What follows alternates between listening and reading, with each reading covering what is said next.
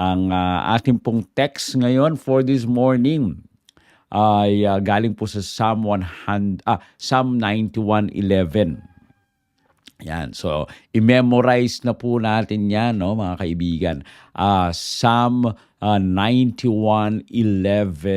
Ang ating pong title ay God's Angel Promise. Talagang napaka-importante na tayo po ay gagabayan ng ating Panginoon. No? Tayo po ay pananatilihin ng ating Panginoon sa ating pong mga landas. So, Psalm 91:11. For he shall give his angels charge over you to keep thee in all thy ways. Yan. Uluhin po natin. No?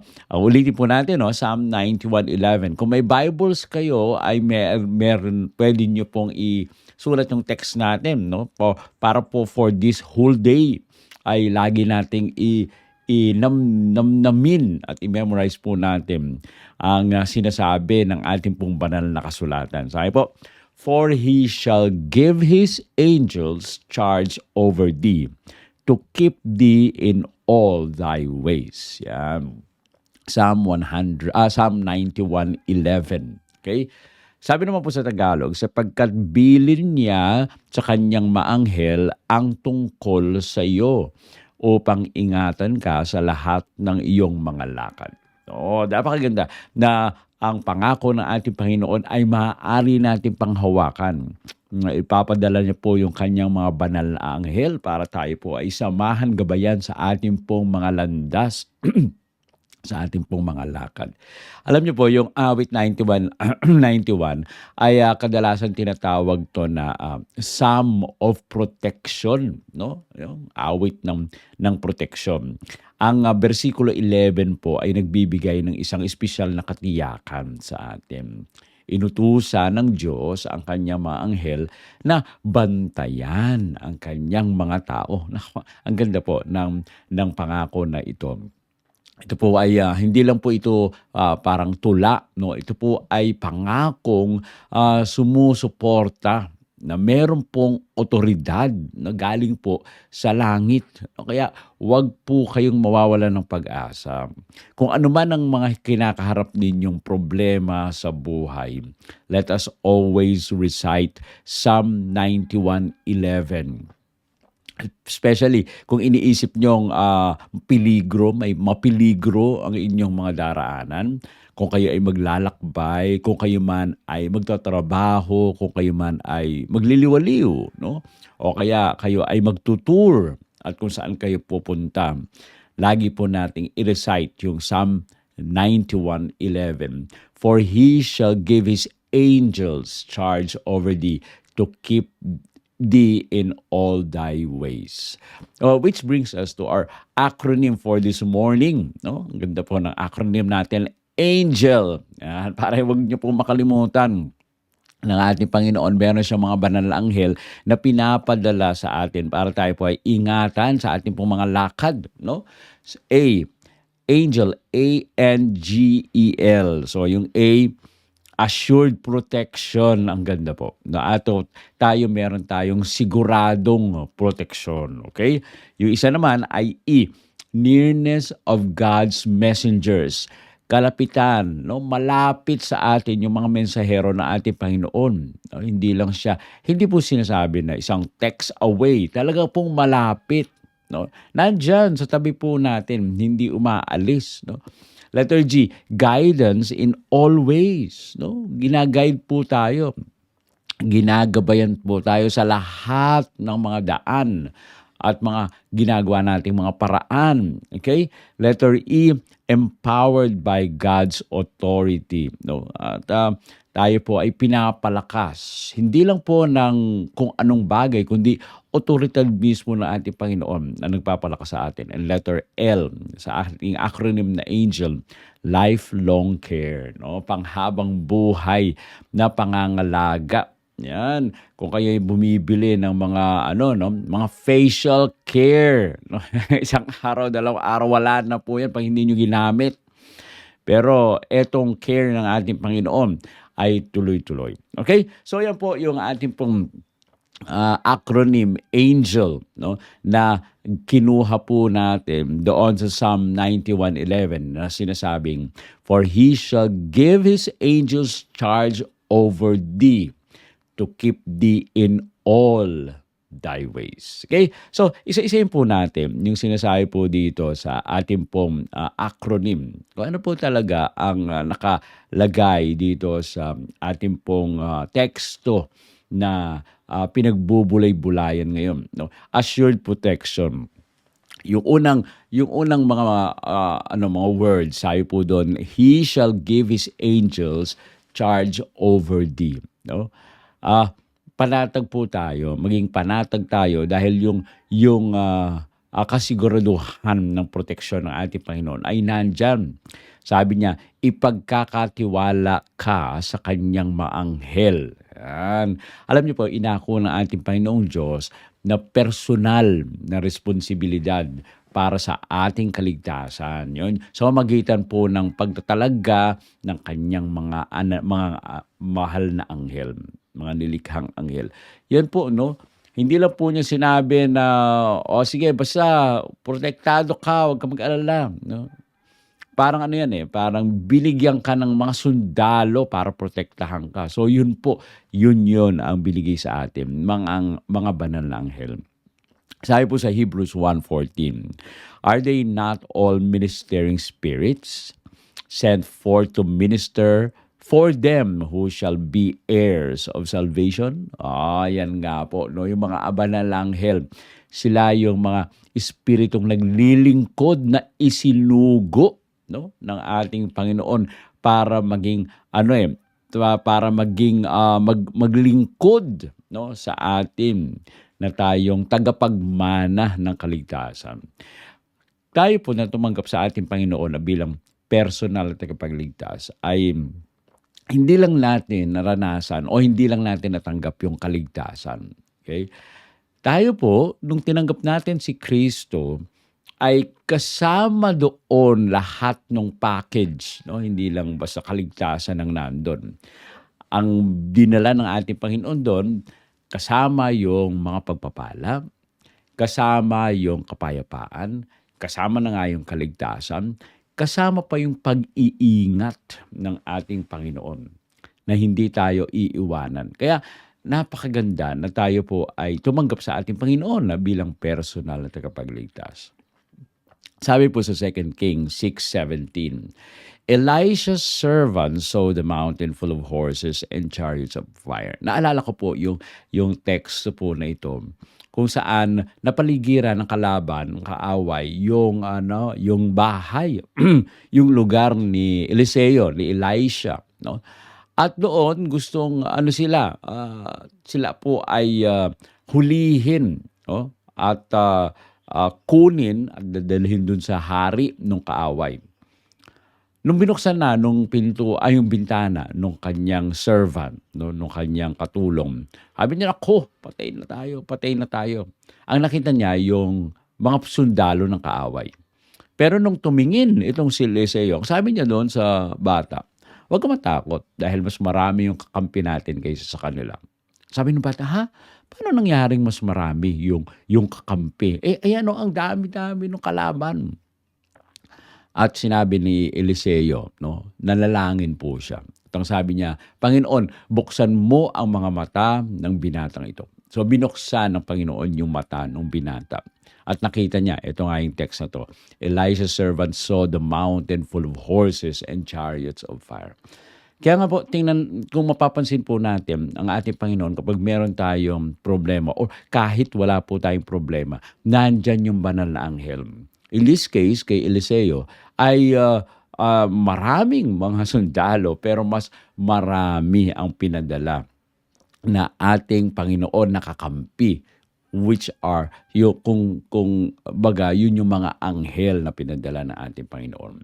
Ang sabi po sa Steps to Christ, page 96, "Heavenly angels watch over those who love and fear God." No? Ang mga anghel daw po sa langit ay nagbabantay doon sa mga nagmamahal at natatakot sa Diyos. So dapat po pala meron tayong pagkatakot sa Diyos. Ang pinakauna ay tanggapin natin si Kristo na tagapagligtas po natin. Kaya kapag tayo po ay naglalakbay, nagtatrabaho, naghahanap nakakaharap po tayo ng mga panganib, no? Tandaan po natin, hindi po tayo nag-iisa. No? Ang mga anghel ay nasa likuran po natin, sa harap, sa gilid, nandyan ang mga banal na anghel. Okay? So, ang pangalawa po, doon sa ating pong acronym ay N, Nearness of God's Messengers. Gaano po ba kalapit yung mga mensahero na ating Panginoon? No? Ang mga anghel po kasi hindi yan malayo. No? Parang, o sige, dito lang ako sa malayo. Titingnan lang kita. Ha? Layo masyado. Meron pang echo. Yung mga nilalang, no? Ito po ay inano ng ating Panginoon, mahal ng ating Panginoon. Tayo ay mahal ng ating Panginoon. Malapit po ang mga anghel. No? Kasama natin sila sa ating pong paglalakbay. May mga pagkakataon na alam nila kung ano yung mangyayari. Kaya tayo po ay pinoprotektahan ng mga anghel. No? May mga nakikita kayo ng mga video ng mga bata na hulog, pero bakit hindi lang sila, no? Hindi naman sila nasugatan, hindi rin man lang nabukulan. Yan yung sinasabi natin na meron silang anghel. Okay? Sabi po sa Psalm 34:7, the angel of the Lord encampeth round about them that fear Him and delivered them. So, ito po ay binanggit ni David yung mga experiences niya na may mga pagkakataon na nasa gitna sila ng kaaway, na sila po ay napapaligiran na, no? Pero ang mga anghel ang siyang tumulong para sila po ay lumaban doon sa kaaway, no? Na yung mga sundalo ni David ay nailigtas. No? Sabi naman sa Acts 12:7, and an angel freed Peter from the prison. Ito po yung time na to na si Peter ay nakulong, no? Doon po sila at hindi sila makawala. Pero nung gabi, no, sila po ay pinakawala ng ating Panginoon dahil sa pamamagitan po ng anghel. Napaka-importante na makita po natin yung kamay ng ating Panginoon na siyang nag-iingat at gumagabay sa bawat isa sa atin. Ang sabi po ni Billy Graham, angels are God's secret agents, no? Carrying out His will and watching over His children. Alam niyo, may mga video tayo na movie tayo na napapanood, no? Na pinoprotektahan nila yung isang babae o yung lalaki na kahit dahil napaka-importante nitong tao na to, yung mga agents nandun lang sila, hindi sila nakikita, no? Hindi sila parang nakatago lang sila, very indiscreet yung kanila pong mga lugar na tinatayuan. Pero handa po sila na kung ano man ang mangyari doon sa talagang tutulungan nila at poprotektahan. Ganon din ang mga banal na anghel, o mas higit pa yung mga banal na anghel na mas alam nila yung mga nangyayari. Hindi po sila nakikita, pero nandyan sila sa paligid po natin. Kaya nga sa halip na tayo po ay mabuhay sa takot, na mabuhay tayo na tayo po ay parang wala tayong kasama, no? Ang lagi po nating isipin na magkaroon tayo ng buhay na may kamalayan, no? Na ang ating Panginoong Diyos ay malapit sa atin sa pamamagitan po ng kanyang mga banal na anghel. Okay? At yung sunod po ay letter G sa acronym natin na angel. Yan. Guidance in all ways, no? Sabi po dito doon sa text po natin, keep thee in all ways, no? Yan po yung binabanggit po sa atin. Yung angels po natin, hindi po ito no? Hindi po ito basta lamang bantay, no? Ito po sila ay mga anghel na gumagabay, no? Hindi lang pinoprotektahan tayo sa mangyayari. Inaakay po tayo, no? Sa ating po mga landas kung saan dapat tayo pumunta. Kung tayo po kasi ay humihingi ng tulong sa ating Panginoon, nananalangin tayo, Panginoon, hindi ko alam kung ano yung gagawin. Siya po mismo, minsan nagpapadala siya ng mga tao, minsan pinapaisip niya sa iyo kung saan ka pupunta, at kung sinong kakausapin, ano ang sasabihin, ano ang kinikilos. So yan ang mga banal na anghel po ang nag-guide sa atin. Sabi po sa Exodus 23:20, "Behold, I send an angel before thee to keep thee in the way." No? Biro niyo po, ang ating Panginoon, dahil sa pag-ibig niya sa atin, hindi niya tayo iniiwanan, pinapadalan tayo ng mga banal na anghel para tayo po ay samahan, na hindi tayo po maligaw, hindi tayo mawaglit, no? Tayo po ay nandun lamang, maglalakad dun sa tamang landas at sa tamang daan. Ganoon din po sa buhay Kristiyano, no? Kapag tayo po ay nabubuhay, marami mga pagsubok na dumadating po sa atin. Ang banal na anghel ang siyang nag-aakay sa atin na, ay wag yan ang piliin mo. Pero meron pa rin tayong pagpili.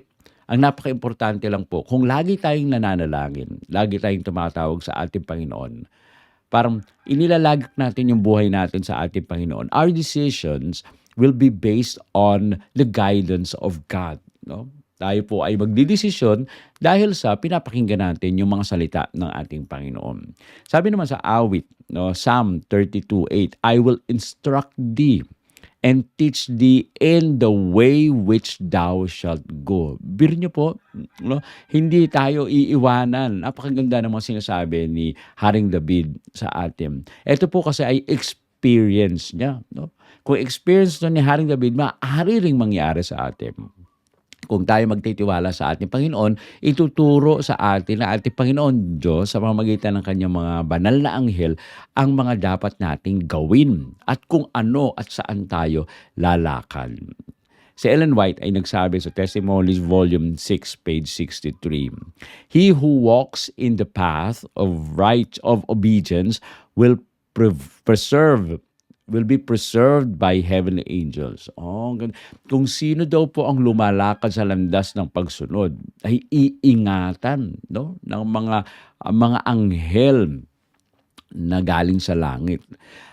Kung tayo, alam niyo po, meron kasi mga choices, no? Pag tama yung choice mo, nandun yung mga banal na anghel, patuloy na tayo po ay inaakay. Okay? Pero kung bad ang choice mo, okay? Now, hindi ka naman iiwanan ng anghel, no? Ikaw pa rin ay gagabayan. Kaya lang, depende na rin sa choices po natin. Kung alam natin mali ang mga choices natin, at ito yung pinili po natin, ano pong magagawa ng anghel, no? Kung yun lang yung choice mo, no? Although nandyan pa rin yung mga banal na anghel, ay hahayaan po tayo sa ating pong mga choices. Kaya nga, napaka-importante na humingi tayo ng karunungan, no, sa ating Panginoon araw-araw. Okay? Tinutulungan tayo ng kanyang mga anghel na para po ay mailayo tayo, no, doon sa mga pinsalang spiritual at mga pinsalang physical. Yan po ang dapat nating pagtuunan lagi ng pansin. Okay? At ang sunod po yung letter E sa ating pong acronym na ANGEL. Empowered by God's authority. Yan, tayo po ay ini-empower, no, ng otoridad ng ating Panginoon. Ang mga anghel ay kumikilos hindi sa kanila pong sarili, no. Sila po ay kumikilos dahil po ito po yung inutos ng ating Panginoong Diyos, no. Sabi po sa Daniel 6:22, "My God had sent His angel and had shut the lion's mouth." No? Ito po ay naging experience ni Daniel, no? Nung siya po ay he was falsely accused. Well, actually gumawa ng law yung kanyang mga at pirmahan doon sa hari na ang sabi nila ay walang maaring manalangin, no, ng isang buwan. Walang maaaring manalangin sa specific time, no? Specific time na 'yan. Hindi pwedeng manalangin kahit kanino, sa hari lang mananalangin at sasamba, no? Etong si Daniel, lagi po siyang nananalangin, umaga, tanghali, gabi, binubuksan niya yung kanyang mga bintana at doon humaharap siya towards Jerusalem at siya po ay nananalangin. Kaya nung time na yon ay nakita si Daniel, unang araw pa lang, ay ito si Daniel, nananalangin pa rin. No? Dahil yun po talaga ang gusto nila, mahuli si Daniel at mapatay itong si Daniel. Unfortunately, hinuli si Daniel, nilagay siya doon sa lion's den. Maraming leon na nandun. at doon ay ipapakain siya sa leon. Ang ating Panginoon naging kasama niya. Kahit doon sa leon, nandun yung mga banal na anghel. At itinikom, no? Itinikom ng mga banal na anghel yung bibig ng leon na hindi siya kinain, hindi siya sinaktan, o kung ano pa man ang ginawa sa kanya. Napakaganda, no? Na kahit doon sa mga lugar na tayo, parang imposible, no? Na tayo po ay magiging ligtas, ay kaya pa rin tayong iligtas. Ano nangyari? Ang naparusahan yung mga taong gumawa at nanloko doon sa mahal na hari. Okay? At sila po mismo yung tinapon doon sa yungib o doon sa lions den. Sa Matthew naman, Matthew 26:53, Jesus said he could call more than 12 legions of angels, no? 12 legions, ang dami po nun, no? Kahit yung isang anghel lang ay talagang malakas na. Biro niyo po nung nabuhay ang ating Panginoon, no? At binuksan ng isa pa lang, no? Isa pa lang anghel ay nangahimatay yung mga sundalo na nandoon, no? Napakarami ng sundalo pero sila po ay nangahimatay dahil lang sa isang anghel. Kaya nga, kung ang ating Panginoon ay kaya niyang tumawag ng laksa-laksang anghel, tayo po nag-promise sa atin ng ating Panginoon na tayo po ay sasamahan, gagabayan ng kanyang mga banal na anghel. Ang mga anghel ng Diyos, sila po ay mahusay po na tagapagtanggol, no? Siya po ang gwardya, sila ang gwardya natin. Kaya kapag tayo po ay nabigla o tayo po ay namumroblema, tandaan, no? Ang otoridad ng ating Panginoong Diyos nasa likod ng kanyang mga anghel. Sila po yung kumikilos, no? Ayon sa mga utos mismo, no, ng ating Panginoon, na tayo po ay ikubli, na tayo po ay tulungan, tayo po ay samahan. At ang pinakahuli po yung L, lifelong care. Yan, no? Lifelong, ibig sabihin forever, no? Forever na care ng ating Panginoon sa atin. Alam niyo po yung protection ng ang mga anghel, hindi po ito yung palandalian lang. Ito po ay tuloy-tuloy, no? Sumasaklaw sa lahat ng mga daan po natin. Ang sabi kasi doon, sa lahat ng iyong daan. No? Hindi po sinabi doon na sa daan na pagtama lang, pero pag mali, iiwanan ka na. No? Ganun pa rin. Dahil pa rin ay sinasamahan ng ating Panginoon. Maituwid pa rin yung landas natin. Kahit minsan, there are times, no, mga kaibigan, na yung mga choices natin mali. Kaya kailangan po natin lagi isipin, no, ang ating Panginoon kasama po natin. Sabi po sa Genesis 48:16, ito po yung nag-testify si Jacob, no? Testimony ni Jacob. The angel which redeemed me from all evil, bless the lads, no? Talaga po. Ito po si Jacob, naranasan po niya, nakipagbuno nga siya doon sa anghel, no? At alam niya, nakasama siya at pinagpala ng siya ng mga anghel. Kaya nga, tayo rin, no? Hindi tayo malayo sa mga anghel. Yung promise ng ating Panginoon kay Jacob, kay Abraham, kay Isaac, ay ito po ay yun din ang promise sa bawat isa sa atin. Huwag tayong mawala ng pag-asa dahil lagi tayong sasamahan.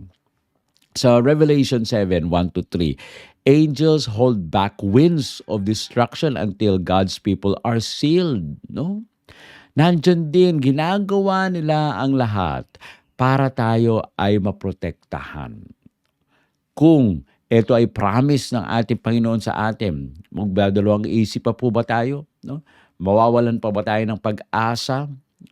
Tayo po ba ay hindi mananampalataya sa ating Panginoon? Kung ito ang promise ng ating Panginoon. Sabi sa Great Controversy, page 512, from the cradle to the grave, angels guard the children of God. No? Mula daw po sa ating pong kapanganakan, no? Sa duyan, ang sabi po dito, hanggang sa ating pong libingan, binabantayan tayo ng mga banal na anghel. Yan.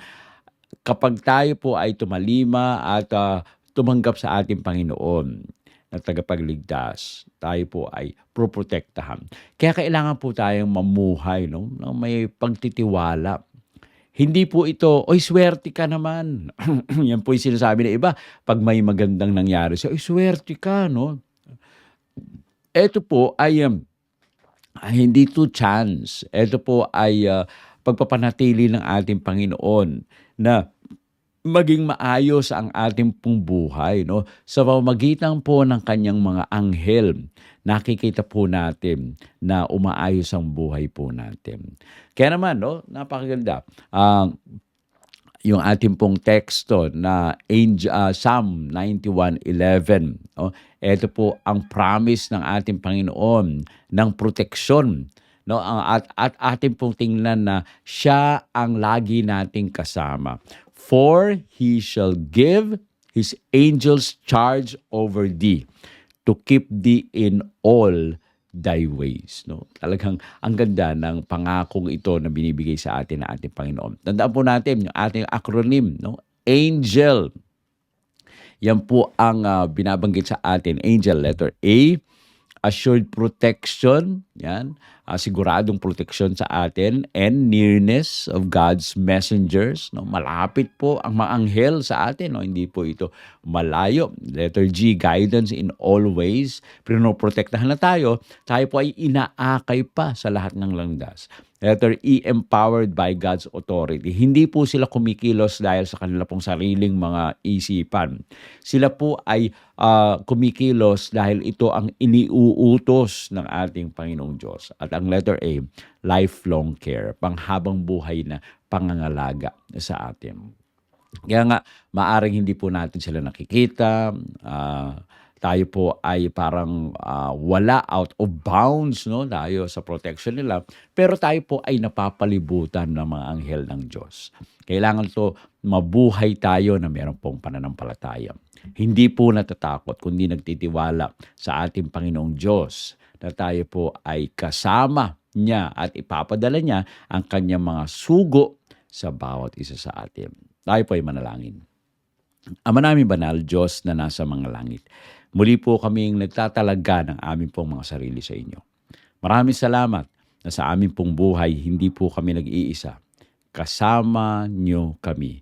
At inyo rin naman pinadala ang inyong mga banal na anghel na para kumilos para sa amin, tulungan kami, gabayan, samahan, ingatan, at patuloy na pagpalain. Kaya po Panginoon, sa umaga po ito, muli po namin itinatalaga ang aming pong mga sarili sa inyo.